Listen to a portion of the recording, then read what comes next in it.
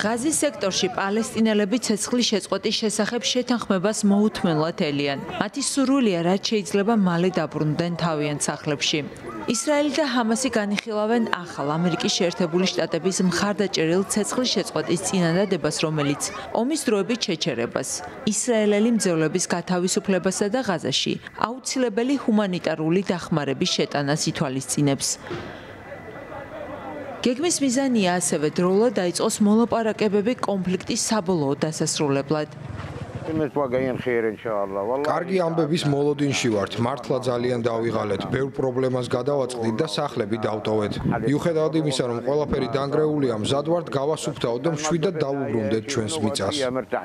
ისრაელის პრემიერ-მინისტრი ბენიამინ ნეთანიაჰუ 7 ივლისს ვაშინგტონში შეხვდა ამერიკის შეერთებული შტატების პრეზიდენტ დონალდ ტრამპს, რომელიც იმედოვნებს, რომ მიაღწევს ცეცხლის შეწყვეტის შეთანხმებას, რომლის შედეგადაც ღაზაში 21-თვიანი ომი დასრულდება.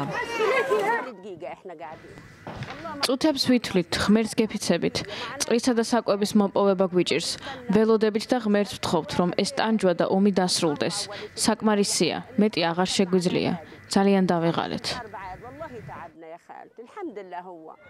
მუჰამედ აბუ აუდას იზოლებით გადაადგილებულ პალესტინელს ერთი სული აქვს, როდის დაბრუნდება თუნდაც დანგრეულ სახლში.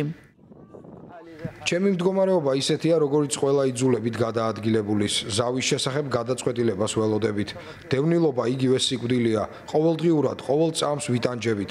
მუდმივად საკვების, წყლის, კარვის ძიებაში ვართ. ამასთან მაღალ ტემპერატურასთან გამკლავება გვიწევს. მიმდინარეობს მოლაპარაკებების 60-დღიანი ზავის შესახებ, რომლის ფარგლებში ჰამასი ისრაელს გადასცემს 10 ცოცხალ და 18 გარდაცვლილ მძეველს.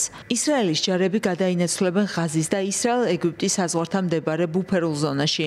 ღაზაში კი შევა მნიშვნელოვანი ოდენობის ჰუმანიტარული დახმარება.